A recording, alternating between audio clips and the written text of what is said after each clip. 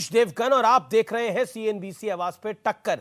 और टक्कर में आज बुधवार एडिशन में हम बात करेंगे जो विवाद इस समय महाराष्ट्र में बहुत बड़ा हो गया है।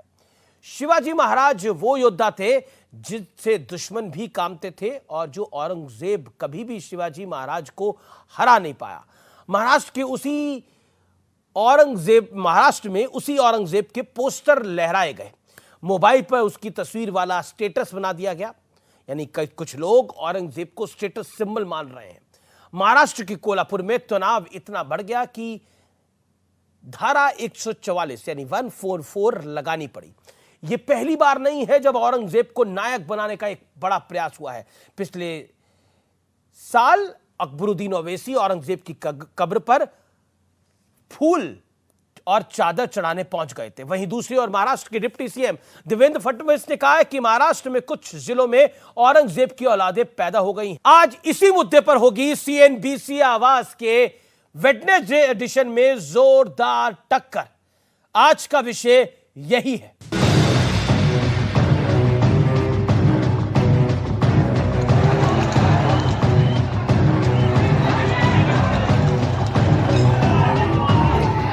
महाराष्ट्र के कोल्हापुर में ये हिंसा, ये तनाव का माहौल और दो गुटों के बीच पत्थरबाजी किसके नाम पर हो रही है, ये सुनकर शर्म आ जाएगी आपको। इसलिए हम आपको पूरा घटनाक्रम बता देते हैं। 4 जून को ओवैसी की पार्टी AIMIM के लोगों ने अहमदनगर में जुलूस के दौरान औरंगजेब के पोस्टर लहराए। 6 जून को शिवराज्याभिषेक के दिन कोल्हापुर में कुछ लोगों ने अपने मोबाइल पर औरंगजेब और टीपू सुल्तान का स्टेटस लगाया, जिसके विरोध में हिंदू संगठनों ने कोल्हापुर बंद का ऐलान किया था। 7 जून यानी आज सुबह बंद और प्रोटेस्ट शुरू हुआ, जिसके बाद स्थिति तनावपूर्ण हो गई। महाराष्ट्र में अचानक कुछ जिलों में औरंगजेब की औलादें पैदा हुई है। जो औरंगजेब का फोटो दिखाते हैं, औरंगजेब का स्टेटस रखते हैं। छत्रपति शिवाजी महाराज के महाराष्ट्र में अगर आप औरंगजेब का फोटो का स्टेटस रख रहे हो, औरंगजेब को अगर बड़ा कर रहे हो, तो ये सारी चीजें महाराष्ट्र में हम लोग सहन करेंगे नहीं। अगर इन्होंने इनकी मस्ती बंद की नहीं तो इनको ठीक कैसा करना है उसकी सारी दवाई हमारे पास है। अगर इनको औरंगजेब की इतनी याद आ रही है तो औरंगजेब के पास भेजने का की बुलेट ट्रेन हमारे पास तैयार है। हालांकि शरद पवार कह रहे हैं कि अगर कोई औरंगजेब का पोस्टर दिखाता है तो इसका विरोध करने की जरूरत नहीं है, ये कोई मुद्दा ही नहीं है। लेकिन औरंगजेब का महिमा मंडन पहली बार नहीं हो रहा है। पिछले साल असदुद्दीन ओवैसी के छोटे भाई अकबरुद्दीन ओवैसी औरंगजेब की कब्र पर चादर और फूल चढ़ाने पहुंच गए थे। औरंगजेब के अत्याचार, उसके आतंक का इतिहास साक्षी है। जिसने सभ्यता को तलवार के बल पर बदलने की कोशिश की, यहां अगर औरंगजेब आता है तो शिवाजी भी उठ खड़े होते हैं। ऐसे में बड़ा सवाल है कि क्रूरता की हद पार करने वाले इस विलन में कुछ लोगों को अपना हीरो क्यों दिखता है। आज इसी पर होगी देश की सबसे बड़ी बहस। और अब वक्त है औरंगजेब की क्रूर कथा का विश्लेषण करने का। तथ्य नंबर 1 जो मैं आपके सामने व्यूअर्स पेश करूंगा, क्योंकि आज का संवाद आपके साथ है। 9वें सिख गुरु तेग बहादुर की हत्या करवाई, सबके सामने उनका सिर कटवा दिया और शीशगंज गुरुद्वारा दिल्ली के चांदनी चौक में है। कोई भी आकर उसको देख सकता है। यह सबसे बड़ा सत्य और तथ्य है। हमारे गुरुओं की हत्या करी औरंगजेब ने।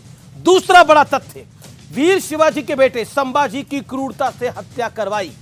तीसरा बड़ा तथ्य, काशी विश्वनाथ का मंदिर तोड़कर मस्जिद बनवाई जो ज्योतिर्लिंग है।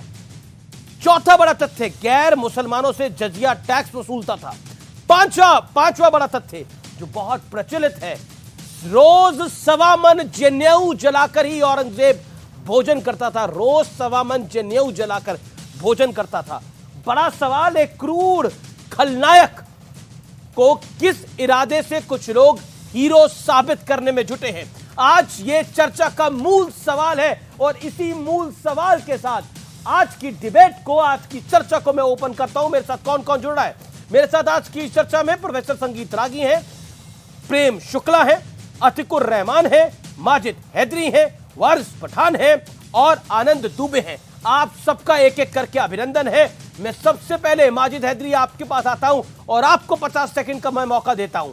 एक खलनायक, एक क्रूर राजा, हमारे गुरुओं की हत्या करने वाला खलनायक किसी का हीरो कैसे हो सकता है?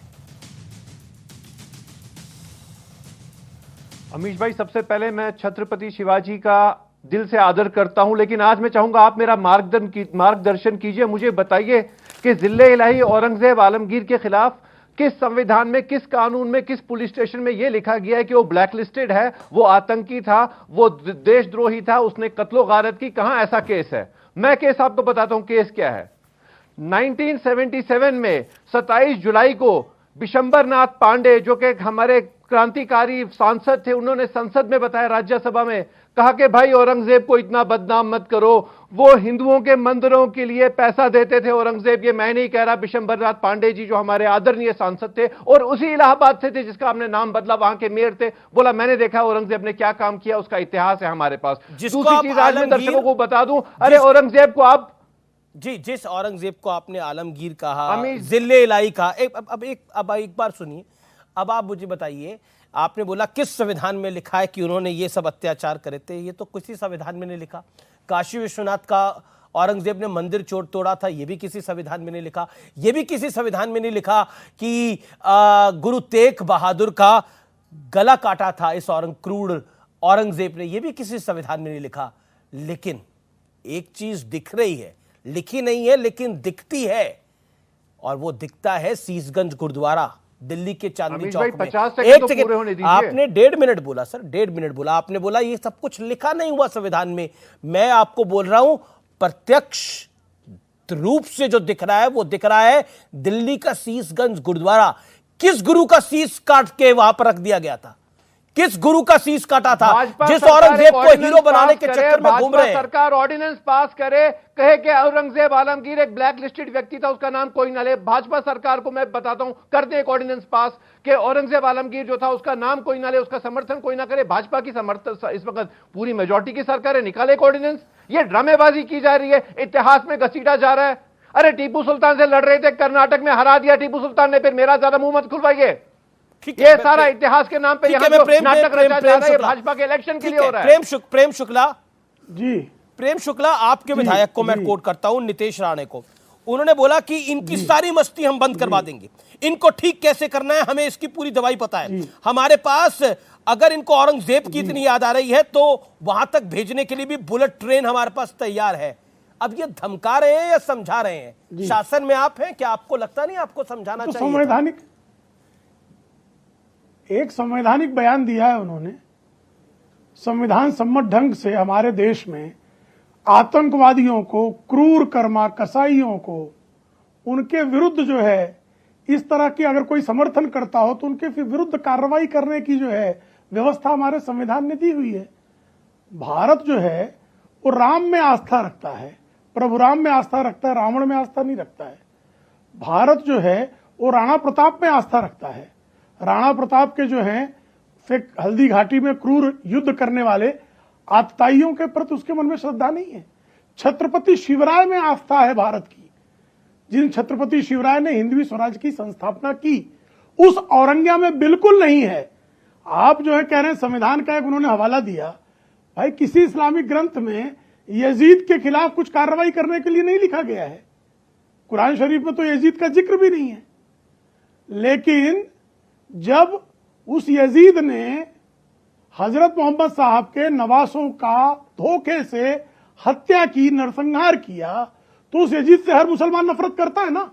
तो गुरु गोविंद सिंह के साहबजादों को जिसने चिनवा दिया हो, गुरु तेग बहादुर सिंह का जिसने शीश कटा लिया हो, छत्रपति संभाजी की जिसने आंखें निकाल ली, जीभ काट दिया, 40 दिनों तक दबाव बनाता रहा कि तुम मुसलमान बन जाओ, छोड़ दूंगा, उस छत्रपति संभाजी की धरती में, छत्रपति शिवराय की धरती में उस बलात्कारी क्रूर कर्मा, अपने परिवार की महिलाओं और समलैंगिक इस तरह का क्रूर कर्मा जिसने मजारे तोड़ी, मंदिरें तोड़े, और ऐसे वो गजनी गोरी 70 वर्षों से जब औरंगजेब औरंगजेब को, बाबर को, गजनी को, तुगलक को, घूरी को अपना पूर्वज माना, पाकिस्तान चले गए। अरे उन्हीं लोगों ने दिल्ली में पाकिस्तान औरंगजेब बनाया। रोड था, अरे तब तक एमआईएम के पूर्वज भी 2014 तक उन तो दिल्ली में पाकिस्तानियों औरंगजेब के साथ रोड जाना था। चाहते आप थे रजाकार औरंगजेब बनकर। आप 2014 ये के सरदार बाद क्या पटेल धर्म परिवर्तन और हुआ इस है? हिंदू ठीक है, राष्ट्र का जो है माजिद हैदरी, ये तरीका नहीं है, माजिद हैदरी, ये तरीका नहीं है। देखिए, मेरे को एक सेकंड, ये तरीका नहीं है। आपके बीच में वो नहीं बोले, आप उनके बीच में ना बोले। निजाम को, बाबर को, गौरी को, तुगलक को, गजनी को, ऐसे तमाम आतताइयों के विरुद्ध भाई हमारे जो है राजा रंजीत सिंह जी हुए, उन्होंने जब अफगानिस्तान पर युद्ध जीता तो उन्होंने वहां जाकर शर्तों में यह मांगा कि हमें जो है सोमनाथ का दरवाजा दो। 18 वर्ष की उम्र में राजा रंजीत सिंह चढ़ गए और औरंगजेब की औलादों से, गजनी की औलादों से सोमनाथ का दरवाजा लाया था। ये हमारे जो हैं, हमारे जो वीरों का ही पराक्रम था कि पख्तूनों को सलवारें पहनने पर मजबूर कर दिया। और छत्रपति शिवराय का ही ये प्रताप था कि मुगलों से जजिया कर लिया मराठों ने और मुगलों से चौथ वसूल कर आए। जजिया कर लेने वाले मुसलमानों से चौथ लेकर आए और उनको दिल्ली की सत्ता में बने रहने के लिए मराठों के चरणों की धूल को माथे पर मुगलों की औलादों को लगाना पड़ा। यह भारत का प्रज्वलंत इतिहास है। अगर कोई शिवराय की ज्वाला के सामने औरंग्या की कब्र पर माथा टेकने की श्रद्धा दिखाएगा और औरंग्या के पोस्टर लहराएगा तो भारत के संविधान ने हमको यह शक्ति दी है कि औरंग्या, गजनी, गौरी, अफजल, टाइगर मेमन, दाऊद इब्राहिम ऐसे आतताइयों से कैसे निपटना। ठीक है, अब वारिस पठान की बारी है। अब कैसे निपटना। जी, अब वारिस पठान की बारी है। जी, अब प्रेम शुक्ला, आपने मूलतः अपनी बात को रखा, बीच में आपको टोका, आपको फिर मैंने 1.5 मिनट दिया, आपने अपनी बात को रखा। मैं वारिस पठान का रुख करता हूं। वारिस पठान, यहां आप महंगाई और पेट्रोल की बात करते हैं, लेकिन वहां आप पुलिस हटाने की बात करते हैं, यानी जमीन पर। स्टूडियो में आप कहते हैं कि देखिए बात होनी चाहिए विचारों की, बात होनी चाहिए विकास की, लेकिन ग्राउंड पर आप औरंगजेब की बात करते हैं। अगर आपको मुसलमानों के ही कोई मसीहा को चुनना है तो अब्दुल कलाम आजाद को चुन लीजिए,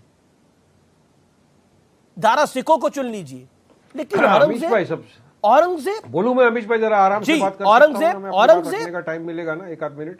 ये क्यों चिंगारी भड़काई आपने? 1 मिनट आपके पास है। सबसे पहली बात तो अमीश भाई ये है कि आपने रिसर्च बराबर नहीं किया। रिसर्च में ये आया है कि जो आदमी फोटो लहरा रहा है उसका एमआईएम से कोई ताल्लुक ही नहीं है, हमारी पार्टी का कोई लेना देना ही नहीं है। बहुत बढ़िया, एक पैटर्न सा चल गया है पूरे देश में।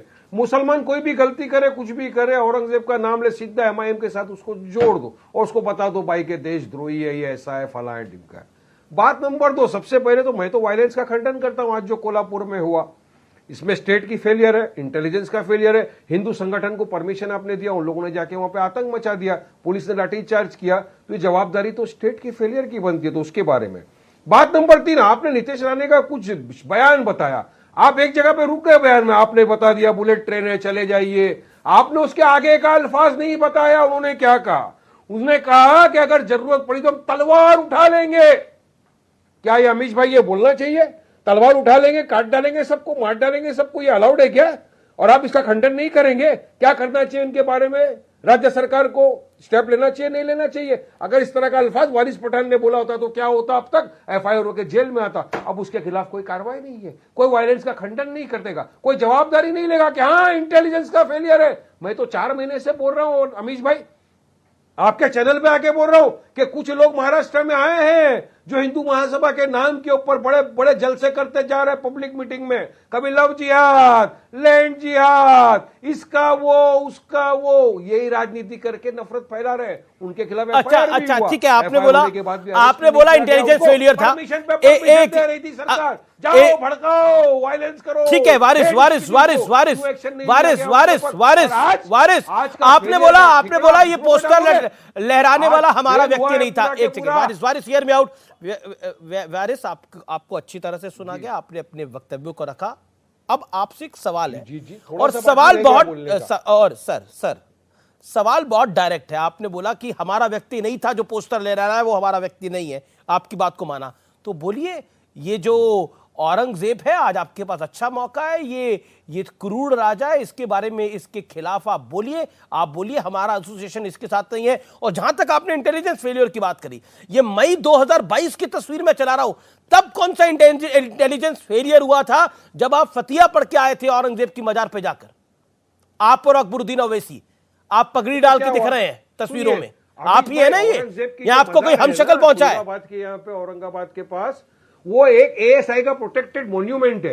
एएसआई मोदी के अंडर में आता है। एक सर्कुलर निकाल दो कि किसी को वहां पे तो नहीं आपको जाने किसी का, ने नहीं मजबूर करा था जाने के लिए? मुसलमान आदमी है, कहीं मजार होती है हिंदुस्तान में सैकड़ों, हम अगर फातिया पढ़ लिया किधर जाके तो क्या गुनाह कर लिया?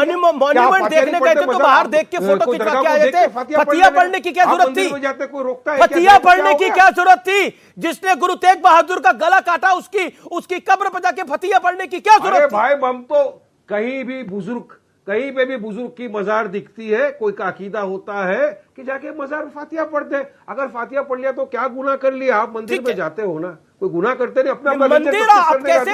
आप मैं वहां पे 8 मजार पे गया था, 8 आप में से खाली आपको एक ही दिखा। राजा को आप मंदिर से कंपेयर कर रहे हैं, 8 जगह आप मस्जिद से कंपेयर करेंगे उसको? क्यों ऐसा किया आपने? ना उस क्रूर राजा, ना उस क्रूर शासक का मंदिर से मतलब, ना मस्जिद से मतलब, ना गिरजाघर से मतलब। होना चाहिए कि नहीं होना चाहिए? चलिए बताइए। सर आप इधर उधर की बात पब्लिक देख रही है, वारिस भाई आप इधर उधर की बात करें। मैं आपसे पूछ रहा हूं, आपको किस इंटेलिजेंस फेलियर ने मजबूर करा था वहां जाने के लिए? जवाब दीजिए, किस इंटेलिजेंस फेलियर ने मजबूर किया था मई 2022 में आपको और अकबरुद्दीन ओवैसी को? वहां पे जमा होने के लिए क्यों? आप महाराष्ट्र का वातावरण खराब करने के लिए वहां पे जमा हो गए थे सब लोग। आप सवाल का जवाब नहीं दे रहे, आप इधर उधर भाग रहे हैं। वारिस पठान, आप इधर उधर क्यों भाग रहे हैं? मैं कहां भाग रहा हूं? सवाल पूछ रहा हूं आपसे, मैं तो आपकी बात का जवाब दे रहा हूं। आप कहां दे रहे हैं जवाब? एक एक करके पूछते हैं। एक आज वन ऑन वन आपके साथ, आज वन ऑन वन आपके साथ। एक सेकंड रुकिए, हैव पेशेंस। सवाल नंबर 1, आइए वन ऑन वन करते हैं, ठीक है? आप एक एक करके मेरे सवाल का जवाब दीजिए, फिर मैं कहानी को आगे बढ़ाता हूं। आपने बोला हमारा व्यक्ति नहीं था, मैं बोल रहा हूं कंडेम औरंगजेब।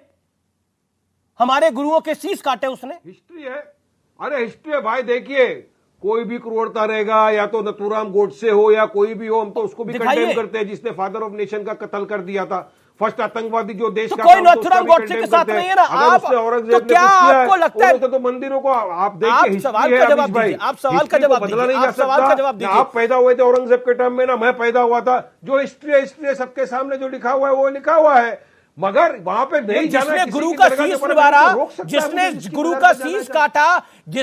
का शीश काटा, उसके यहां फतिया पढ़ना जायज है? और किस इंटेलिजेंस का फेलियर था जब आप फतिया पढ़ने गए थे मई 2022 के अंदर? फातिया पढ़ना, फूल करना, एक मुसलमान जो होता है ना, जो मरहूम हो गए, पढ़िए, उनके जाके फातिया पढ़ते हैं। नहीं, पढ़िए। तो लेकिन औरंगजेब, मोदी की गलती नहीं है कि अब्दुल कलाम आजाद क्या जाके पढ़ते? अब्दुल कलाम बनाया, फिर चलिए आजाद क्या पढ़ते जाकर? बोल दीजिए आज के बाद। ब्रिगेडियर उस्मान क्या पढ़ते? नहीं जाएंगे भाई, मगर ब्रिगेडियर उस्मान क्या पढ़ते? तकलीफ है ये ना कि फतिया पढ़ने के लिए आपको बुरहान वानी और औरंगजेब मिलता है, और नथुराम गोडसे के लिए जो जय जय करते हैं, कोई अगर कोई करता है तो उसको कंडेम करता है अमीश देवगन, डंके की चोट पे करता है। नथुराम गोडसे का ना भारत था, ना है, ना होगा। नथुराम गोडसे को हीरो मानते हैं क्या? ना था, ना है, ना होगा। ये देश राम का था, है और रहेगा। ये देश गांधी का है और रहेगा। कैसा? या नहीं, सुनिए, आप क्या देश को हिंदुत्व राष्ट्र मानते हो क्या? ये देश लोकतांत्रिक देश है, मेरे को सेकुलर देश है, आप लोकतांत्रिक देश है, लेकिन राम इस देश का इतिहास है, कृष्ण इस देश का इतिहास है, देखिए महात्मा गांधी इस देश का इतिहास है। बदल कोई कैसे सकता है? संविधान से, ना आपकी आस्था से चलेगा, ना मेरी बिल्कुल आस्था किसी की आस्था से नहीं चलेगा, लेकिन औरंगजेब से नहीं चलेगा। लेकिन औरंगजेब से भी देश नहीं चलेगा। क्रूर औरंगजेब आखिरकार किसका मसीहा है? मैं सवाल पूछता हूं व्यूअर्स, आप ट्विटर पे अपनी राय दें। लेकिन professor Sangeet Ragi, the bottom line is this कि हमारे देश में औरंगजेब के समर्थक मिल जाते हैं, बुरहान वानी के समर्थक मिल जाते हैं, लेकिन क्यों नहीं समर्थक मिलता दारा शिकोह का कोई?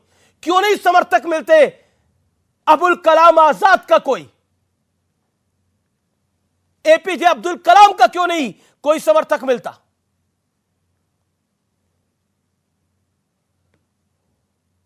प्रोफेसर रागी, बड़ा कारण है।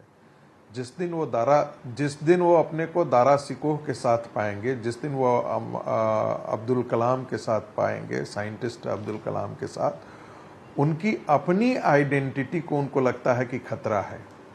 और इसीलिए आप देखेंगे कि जो मुस्लिम समाज है भारत के अंदर, अपनी आइडेंटिटी को अलग करने के लिए भारत के बड़े समाज के साथ वो मिलना ही नहीं चाहता है। आप देखेंगे जैसे एक मजाक में कहा जाता है, बड़े भाई का कुर्ता और छोटे भाई का पैजामा, ये तो भारत की संस्कृति में है नहीं, भारत का पहनावा तो है नहीं। लेकिन चूंकि बाहर का पहनावा है तो वहां से हम आयात करते हैं। टोपी वहां है तो इसलिए हम टोपी यहां पर होनी चाहिए, दाढ़ी वहां की प्रकृति है वहां पर होना चाहिए। जो हम लोग जो है वो लोटा लेकर के खेत में जाते हैं, वो एक प्रकार का अरब में टोटी वाला जो है वैसे लेकर के खेत में पकाने। तो ये एक पहचान का जो प्रश्न होता है, ये एक पहचान का प्रश्न है। आपने देखा होगा कि 70 के दशक में लड़कियां जो है वो कॉलेज और इंस्टीट्यूशन में ये बुर्का पहन करके नहीं आया करती थी, और इंग्लैंड में भी वो प्रचलन में नहीं था, अफगानिस्तान के अंदर ये प्रचलन में नहीं था। लेकिन अब आप जाकर के देखेंगे तो स्कूल, कॉलेज और विश्वविद्यालयों में लड़कियां वो बुर्का पहन के आए। ये अपने आप की आइडेंटिटी को एसर्ट करने का, मैं आपसे अलग हूं। कहा जाता है ना भाई आप हमको मानते ही नहीं है। अरे भाई ये हिंदू समाज तो हूनों को, सबों को एक साथ किया, लेकिन एक समाज ऐसा है जो कभी भी दुनिया में कहीं भी दूसरे समाज के साथ सह अस्तित्व के तौर पर रह ही नहीं सका है। और इस समाज की अंदर का संकट है, ये विषय और हो जाता है। मैं आज औरंगजेब पे सवाल पूछ रहा हूं, साथ नहीं इस प्रकार की मानसिकता में रह सकता है। मैं औरंगजेब पे सवाल पूछ रहा हूं। आप देखिए, मैं आपको यही कारण है, ये जवाहरलाल नेहरू जी ने भी ये सवाल किया था। जवाहरलाल नेहरू ने कहा था कि भाई हम जो है वो जो ताजमहल है या उस समय के जो विरासत है उसको हम मानते हैं। क्या भारत का मुसलमान, महावीर, जैन और हमारे तीर्थंकर उनको क्या अपनी विरासत का हिस्सा समझता है? नहीं समझता है। उसके लिए औरंगजेब गौरव है, अलाउद्दीन खिलजी गौरव है। एआईएमआईएम सब मुसलमानों को रिप्रेजेंट नहीं करती, माजिद हैदरी सब मुसलमानों को रिप्रेजेंट नहीं करता। That's my bottom line. लेकिन मैं अतीकुर रहमान का रुख करता हूं। मैंने सब मुसलमानों के लिए कहा भी नहीं है। नहीं, आपने नहीं कहा होगा, लेकिन मुसलमानों के लिए कहा भी नहीं है। लेकिन इसको जनरलाइज करके भी नहीं, जो वारिस पठान है या वारिस पठान की पार्टी और उनकी बोला जा सकता है, जी वो तो यही है। जनरलाइज करके भी नहीं बोला जा सकता। मैं अतीकुर रहमान है। अतीकुर रहमान, आप भी मुसलमान हैं, औरंगजेब को आप भी अपना मानते हैं, या आपको लगता है कि औरंगजेब के साथ जोड़ना भारतीय मुसलमान के साथ अन्याय है, जो लोग जोड़ते हैं? मेरा सवाल बहुत डायरेक्ट है। अमीश जी, हिस्ट्री से हमने एक बहुत बड़ी चीज सीखी है कि हिस्ट्री से हमने कुछ नहीं सीखा। मैं ये नहीं समझ पाता हूं, जब कभी औरंगजेब और शिवाजी महाराज की बात आती है या इस तरह के ऐसे बादशाहों की बात आती है, तो हम क्यों इसको धर्म के साथ जोड़ देते हैं। मेरे पास लेटर्स हैं शिवाजी महाराज के बीच में और औरंगजेब के बीच में, दूर दूर तक वहां पर कहीं ना कोई धर्म नजर आ रहा है और ना कोई मजहबी बात, इस्लाम की बात नजर आ रही है। जो सिप्पे सालार जो जंग किया करते थे औरंगजेब और शिवाजी महाराज की तरफ से, औरंगजेब की तरफ से राजपूत हुआ करते थे और शिवाजी महाराज की तरफ से पठान हुआ करते। तो आप कहना क्या चाह रहे हैं? तो ये तो रिलीजियस एंगल में आना ही नहीं चाहिए। अब जब कभी मुसलमानों को या हिंदुओं को इस आग में झोंका जा रहा है, इसका साफ मतलब यह है कि इसके पीछे है राजनीति। जो लोग औरंगजेब अलैहिर्रहमा कहने की कोशिश कर रहे हैं या जो लोग औरंगजेब को डेमोनाइज करने की कोशिश कर रहे हैं, मैं सिर्फ एक सवाल उनसे पूछना चाहता हूं, क्या शिवाजी महाराज को ग्लोरीफाई करने के लिए औरंगजेब को डेमोनाइज करना जरूरी है?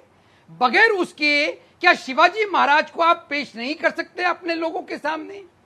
ये बहुत बड़ा प्रश्न है जो कि आपको जनता के सामने रखना चाहिए। आज मेरे लिए सबसे बड़ा मुद्दा यह है अमीश जी कि कोल्हापुर के अंदर जब आग लगी हुई है, कर्फ्यू लगा हुआ है, नहीं, वहां एक पर बात किस तरह बताइए, से आप पीस औरंगजेब मेंटेन के की साथ जाए। हैं या खिलाफ और ये हैं? जी, जो मुसलमान औरंगजेब के नाम के साथ अपने आप को जोड़ना चाहते हैं, क्योंकि मैंने कहा कि आज आग लगी हुई है, उसको ठंडा होने दीजिए, डिस्कशन बहुत होने देंगे। सूफी सरमद को मरवाया था औरंगजेब ने। अब वो सूफी सरमद जो सूफी फिरके से आते हैं, सूफी लाइनेज से आते हैं, उसको मरवाने के बाद में औरंगजेब को अच्छा बादशाह तो आप कह सकते हैं, लेकिन औरंगजेब अच्छा मुसलमान नहीं हो सकता। तो जिसको रहमतुल्लाह माजिद हैदरी आप कह रहे थे वो अच्छा मुसलमान ही नहीं है, आप कहां हैं उसके लिए फतवे पढ़ रहे हैं?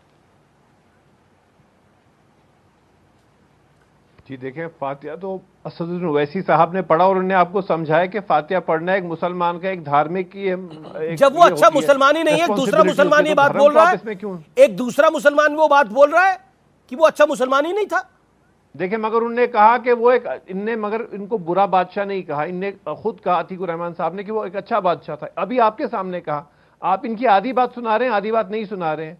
हमें बात लाइव बोल रहे हैं वो, मैं क्या सुनाऊंगा? गड़े मुर्दे नहीं उखेड़ने हैं। इतिहास में जो हुआ सो हुआ अमीश भाई, इतिहास में जो हुआ सो हुआ, भूल जाओ। हर जगह गड़े मुर्दे उखेड़ रहे हैं आप। कहीं पे अभी आप अजमेर के नाम पे पिक्चर बना रहे हैं, कहीं आप औरंगजेब की बात कर रहे हैं, कहीं पे आप केरला फाइल्स बना रहे हैं। अरे भाई, आपका प्रोग्राम क्या है? आपकी कॉन्स्पिरेसी क्या है? सारा कुछ बीजेपी को सपोर्ट करने के लिए। टीपू सुल्तान को अपने कर्नाटक में बदनाम किया, फिर क्या हुआ? अतीकुर रहमान 30 सेकंड रिप्लाई देना। आनंद दुबे। अमीश जी, जो कोई भी औरंगजेब के नाम पे सड़कों पे आ रहे हैं, मेरे सामने 3 किताबें हैं। अगर 3 किताबों का एक सेंटेंस भी उन्होंने पढ़ा होगा तो मैं समझता हूं वो इस काबिल हैं कि इस मामले पे लड़ झगड़ सकते हैं। ये है Aurangzeb and the decline of the Mughal empire, Stanley Lane Poole. क्या है? Aurangzeb the man and the myth, Audrey Truschke and Muslim civilisation India, S M. Ikram. 3 किताबों का एक सेंटेंस भी पढ़ा नहीं होगा जो आज सड़कों पर है। पीस मेंटेन करें, ज्यादा से ज्यादा नॉलेज हासिल करें और हिस्ट्री को हिस्ट्री की तरह पढ़ना सीखें। माजिद हैदरी, कितनी किताबें पढ़ी हैं आपने इनमें से जो औरंगजेब के बारे में कसीदे पढ़ रहे थे आप? रहमतुल्लाह और भी आपने जिल्ले इलाही बोल दिया। अभी जो अतीक भाई ने जो अभी कितनी किताबें पढ़ी हैं आपने? की जो ने बात की, अमेरिकन हिस्टोरियन है जी, बिल्कुल इनमें से एक अभी हाल ही में मैंने पढ़ी है, ऑड्रे तुर्स्की की जो किताब है, अमेरिकन हिस्टोरियन है। वो उसमें लिखती हैं कि औरंगजेब पर जो आरोप हैं, जितने मंदिर गिराने के, उससे ज्यादा कहीं मंदिर औरंगजेब ने बनाए। मैं नहीं कह रहा, किताब में लिखा है, और उसी अमेरिका की किताब में लिखा है जिस अमेरिका के साथ हमारे देश मतलब जजिया वसूलता था, मैं कहना सवामन जनेऊ जलाता था और मंदिर बनवाता था उसके बाद। बहुत बढ़िया अमीश भाई। देखें, औरंगजेब, चलिए मैं आपका 2 मिनट के लिए मान लेता हूं औरंगजेब गलत था, लेकिन हम इतिहास पे क्यों लड़े आपस में? भाई हिंदू मुसलमान का नहीं, इसमें हिंदू मुसलमान का विषय नहीं है। भूल जाओ, औरंगजेब एक क्रूर शासक था, उसके साथ जब आप खड़े होते हैं तो उसकी क्रूरता के साथ भी खड़े होते हैं। As simple as that. अगर कोई नाथूराम गोडसे के साथ खड़ा होता है तो वो नाथूराम गोडसे के कृत्यों के साथ भी खड़ा होता है। जब आप औरंगजेब के लिए जिल्ले इलाही कहते हैं तो औरंगजेब के कर्मों को भी आप जिल्ले इलाही कह रहे हैं।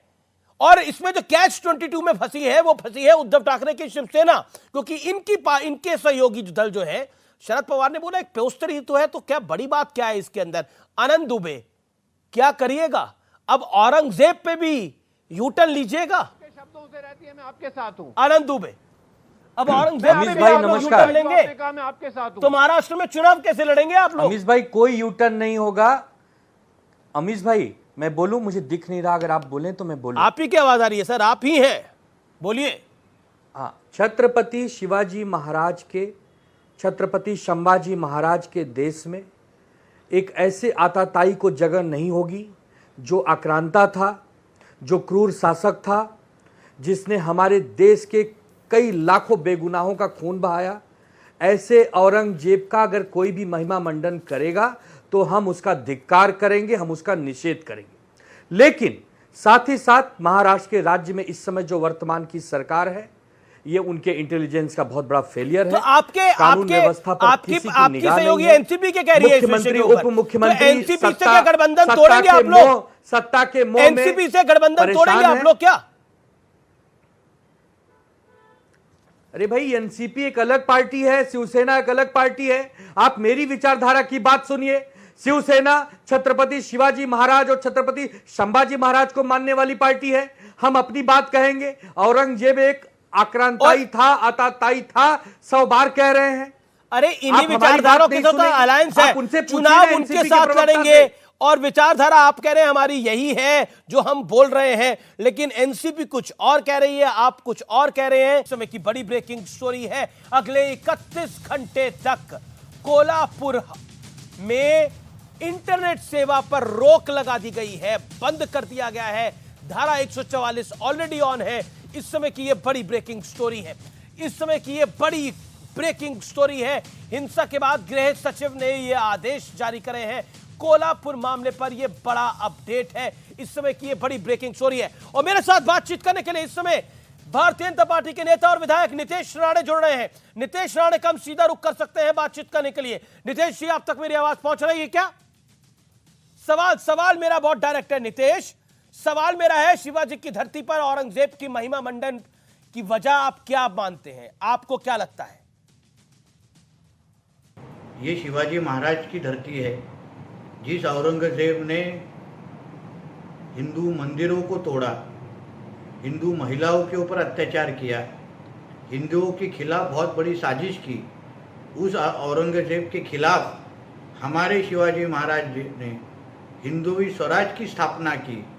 उस औरंगजेब के बारे में कुछ भी अच्छा हो, उसको बड़ा करने की कोई भी कोशिश हो, तो शिवाजी महाराज का कोई भी सैनिक वो कभी सहन नहीं करेगा। लेकिन अगर कोई अपना स्टेटस अपडेट करता है और औरंगजेब की फोटो लगाता है तो इसमें आपको आपत्ति क्या है? करता रहे कोई, आप क्यों चौधरी बन रहे हैं?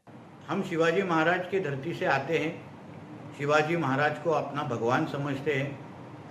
जिस शिवाजी महाराज ने औरंगजेब के खिलाफ, जिस छत्रपति संभाजी महाराज ने औरंगजेब के खिलाफ एक बहुत बड़ी लड़ाई की, महाराष्ट्र का इतिहास जिसको जिसको मालूम है, जिसने महाराष्ट्र का इतिहास समझा है, सीखा है, उस हर एक व्यक्ति को उस स्टेटस से गुस्सा ही आएगा।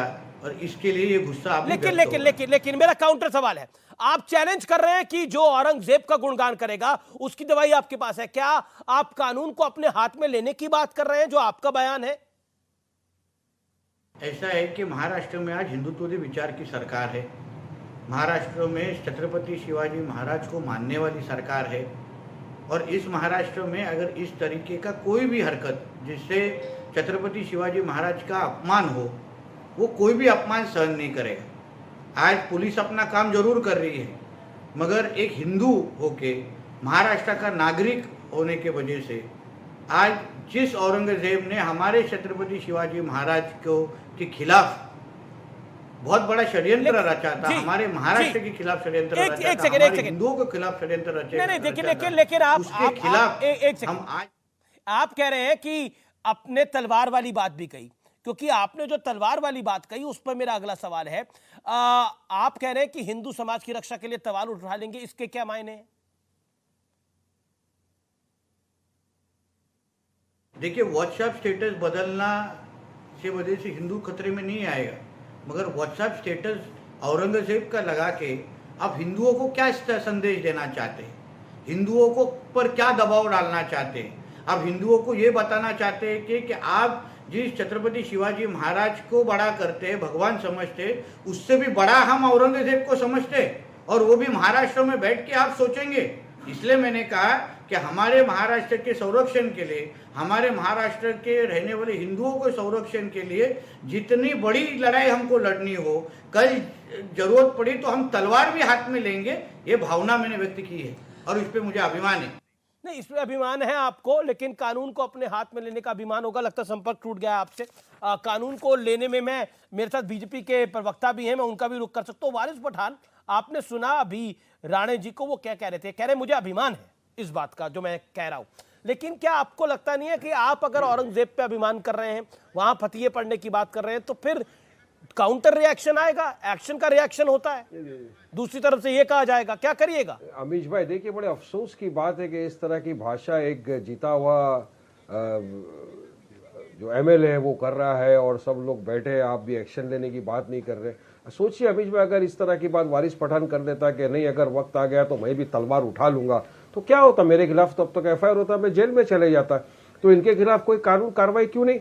इनको क्या कानून पुलिस वाले पे भरोसा नहीं है? सरकार तो महाराष्ट्र में इनकी है, मतलब साफ है कि इनको खुद की सरकार के ऊपर भरोसा ही नहीं है कि बीजेपी की सरकार इतनी सक्षम है कि राइट होने से रोक ले, इस तरह का वायलेंट होने से रोक ले। आपका ये पॉइंट भरोसा ही नहीं है, तो खुद बोलते हैं कि नहीं रुकेगा तो मैं उठा लूंगा तलवार। ये क्या बात है? किस दिशा में देश को लेके जाया जा रहा है? ठीक है। आनंद दुबे जो नितेश राणे कह रहे हैं, जो आनंद दुबे, मैं फिर बीजेपी का रिएक्शन ले लूंगा। आनंद दुबे, जो नितेश राणे कह रहे हैं और जो काउंटर में वारिस पठान कह रहे हैं, उस पर आपका रिएक्शन क्या है? हम तो इंसाफ की बात कर रहे हैं, संविधान की दायरे में रहकर आनंद दुबे लिया जाएगा उसके ऊपर। मैं चाहता हूं भाजपा के सीएम आनंद दुबे होम मिनिस्टर है, डिप्टी सीएम, लगता है उन तक आवाज नहीं जा पा रही है। एक्शन ले, इस तरह का खंडन करे। क्या वो ठीक है। प्रोफेसर आगी, ये एक्शन का रिएक्शन हो रहा है दूसरी तरफ। और अभी आपने बीजेपी के एक विधायक को सुना, उसने क्या बात बोली? उसने बोला कि मुझे अभिमान है इस बात का, अगर इसके लिए हमें तलवार भी उठानी पड़े। क्या आपको लगता नहीं है मामला तो बढ़ते बढ़ते बढ़ जाएगा? फिर जिम्मेदारी तो दूसरी तरफ की भी बनती है।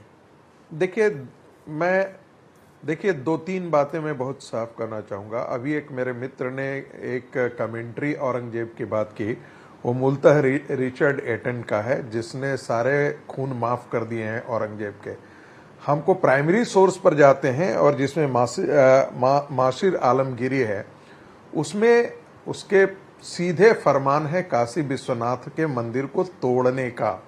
उसमें कारण नहीं है, प्रोफेसर रागी, आप मेरे सवाल का जवाब दीजिए जो मैं पूछ रहा हूं। जो तलवार उठाने वाली बात बीजेपी विधायक कह रहा है, क्या वो जायज है? सवाल बहुत डायरेक्ट है। देखिए दूसरी बात, देखिए जब कोई ऐसे आक्रांता का इस प्रकार से महिमा मंडन करेगा तो समाज में प्रतिक्रिया तो होती है। हालांकि ये फिर भी जायज नहीं है ये कहना कि हम तलवार उठा लेंगे, मारेंगे। लेकिन आप जरा मारने की बात नहीं करी उन्होंने। इस देश में सरतन से जुदा करने के नारे किसने लगाया? और सरतन से जुदा होने के नारे सिर्फ लगाया ही नहीं गया, ऐसे लोगों को एक के बाद एक कई लोगों की हत्याएं हुई। तो आप देखेंगे कि हिंदू समाज के अंदर से इस प्रकार के भाषणों की प्रतिक्रिया होती है, लेकिन एक्शन हिंदू समाज इस प्रकार का नहीं करता। लेकिन मुस्लिम समाज के अंदर से न सिर्फ नारे होते हैं, बस इस प्रकार की प्रतिदिन माजिद हैदरी 30 सेकंड देश के विभिन्न कोने से। 30 सेकंड तो मुझे लगता है कि संयम दिखाने की आवश्यकता है।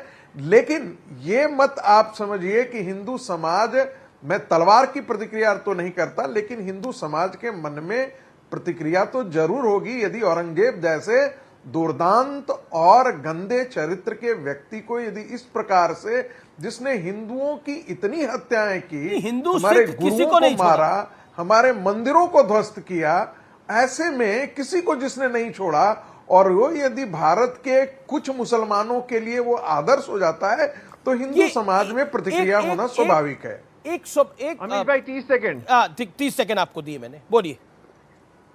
अमीश भाई, इस मंच पे सब लोग, इस देश के सब लोग एक बात मानेंगे कि छत्रपति शिवाजी महाराज के राज्य में हिंदू भी सुरक्षित थे, मुसलमान भी सुरक्षित थे और हिंदू मुसलमान भाईचारा भी सुरक्षित था। जो छत्रपति शिवाजी महाराज की सेना दिखाती थी, आज उसी भाईचारे को सुरक्षित रखने की जरूरत है, वही भाईचारा दिखाने की जरूरत है। सबसे बड़ी श्रद्धांजलि छत्रपति शिवाजी महाराज के लिए यही होगी कि हिंदू मुसलमान भाईचारा केवल महाराष्ट्र में नहीं, पूरे भारत में जिंदा रहे, हमेशा रहे। जय महाराष्ट्र, जय भारत। ओके। प्रेम शुक्ला वो कह रहे हैं भाईचारा जीवित रहना चाहिए, मैसेज तो अच्छा है। ये भाईचारा कैसे जीवित रहेगा जब औरंगजेब को आप आदर्श मान लेंगे, जब गुरु गोविंद सिंह के साहबजादों के हत्यारे को आप आदर्श मानेंगे, मुस्कुराने की कोई बात नहीं है। बहादुर के हत्यारे को आप आदर्श मानेंगे। भागवा विचारधारा लेकिन कैसे है भाई? हम प्यार, हम भाईचारे की बात कर रहे हैं, कैसे भी मातम है, कैसे भाईचारा? भागवा विचारधारा में प्रॉब्लम है। भाईचारा देखिए, एक इत्मीनान से नहीं समझ रहे हैं। आपको बाबर पर बहुत जो है, बाबर और औरंगजेब पर जिन लोगों को नाज है, उनको मेरी बात पर आपत्ति होगी।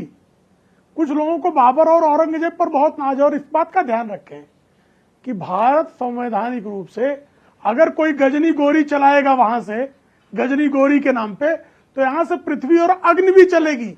ये भारत का जो है, और एक राष्ट्र के रूप में राष्ट्र की रक्षा के लिए आवश्यक पड़ा तो अग्नि और पृथ्वी भी चलाएंगे। तलवार उठाना तो छोटी सी बात है।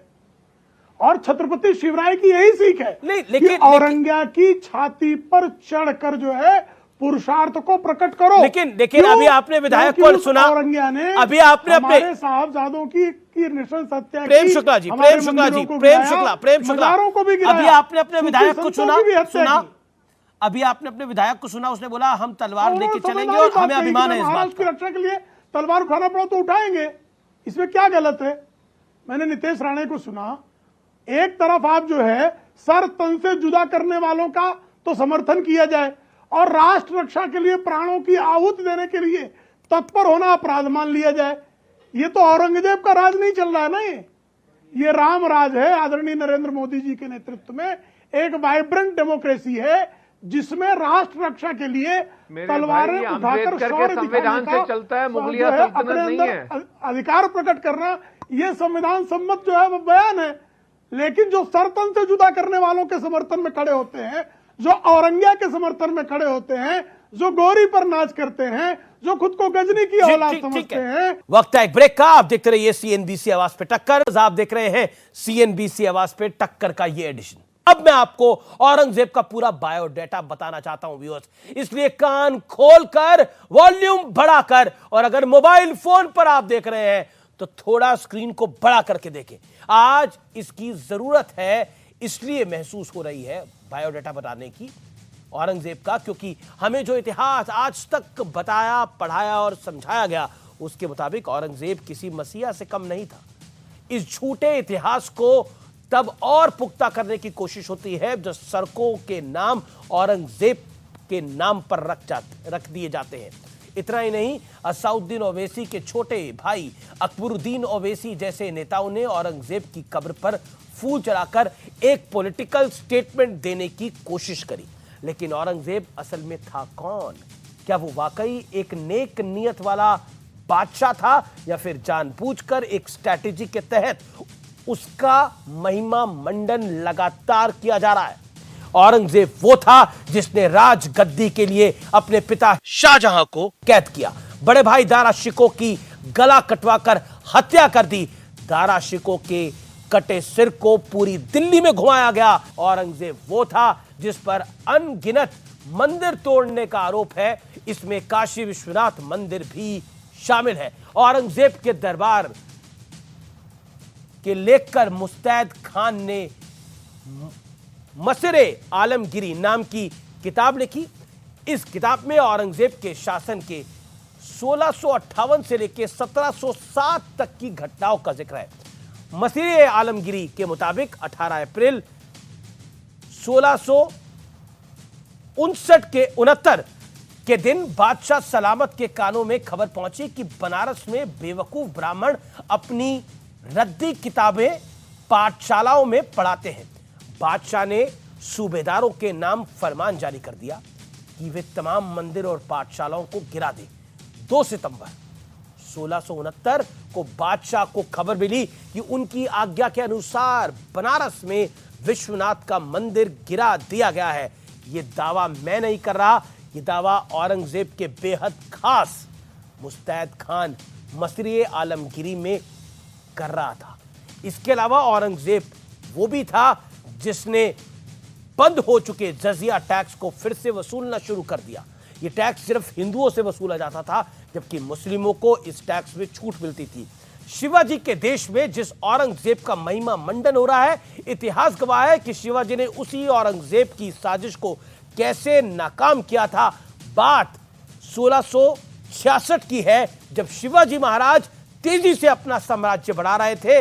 इससे घबराए औरंगजेब ने संधि के बहाने उन्हें आगरा आने का न्योता दिया। शिवाजी आगरा पहुंचे तो औरंगजेब ने उन्हें छल से बंदी बना लिया, लेकिन वो जंजीर नहीं बनी थी जो शिवाजी महाराज को कैद कर सके, यानी बंधक बना सके। मुगल साम्राज्य की नाक के नीचे से शिवाजी उन्हें चकमा देकर आजाद हो गए। इतना ही नहीं, 1674 तक शिवाजी ने उन सारे प्रदेशों पर 1674 तक शिवाजी ने उन सारे प्रदेशों पर अपना अधिकार जमा लिया जहां मुगलों का राज था। औरंगजेब एक ऐसा क्रूर शासक था जिसने मौका मिलते ही शिवाजी के बेटे संभाजी महाराज की इसलिए हत्या कराई क्योंकि उसने इस्लाम कबूल करने से इनकार कर दिया था। इतना ही नहीं, औरंगजेब ने 1675 में गुरु तेग बहादुर, हमारे गुरुओं का भी सिर इसलिए कलम कर दिया क्योंकि उन्होंने भी इस्लाम कबूल करने से इंकार कर दिया था। गुरु तेग बहादुर ने कहा, सिर कटवा सकता हूं पर केश नहीं। यानी यह कहना गलत नहीं होगा कि औरंगजेब सिर तन से जुदा गैंग का एक एक्टिव मेंबर था। इतिहास के बहुत से जानकार तो यह भी दावा करते हैं कि औरंगजेब इतना क्रूर था कि वो हर दिन 1.25 मन जनेऊ जलाकर खाना खाता था। आखिर ऐसा क्रूर बादशाह किसका रोल मॉडल हो सकता है? इसका गुणगान करने वाले एक तबके के युवाओं को आखिर किस अंधेरे में धकेल रहे हैं, ये सोचना आपका काम है, आपका कर्म है। और मैं हमेशा कहता हूं, आपका कर्म ही आपका धर्म है। फिलहाल सीएनबीसी आवाज के टक्कर में इतना ही। लेकिन औरंगजेब कितना क्रूर था, कितना मगरूर था अपने आप में, ये शायद मुझे आपको बताने की जरूरत नहीं है। दिल्ली का शीशगंज गुरुद्वारा उसका सबसे बड़ा उदाहरण है, किस तरह से हमारे गुरुओं के शीश काट के औरंगजेब ने छोड़ दिए थे। इसीलिए शायद कई बार हम सोचने पे मजबूर हो जाते हैं कि आखिरकार कुछ लोगों को ये क्रूर शासक क्यों और किस लिए पसंद आते हैं। मैं अपनी वाणी को यहीं विराम देता हूं, लेकिन सोचने के लिए आपको जरूर 2 मिनट लगेंगे। सोचिएगा जरूर। फिलहाल सीएनबीसी आवाज के टक्कर के वेडनेसडे एडिशन में इतना ही। गुड नाइट, नमस्कार।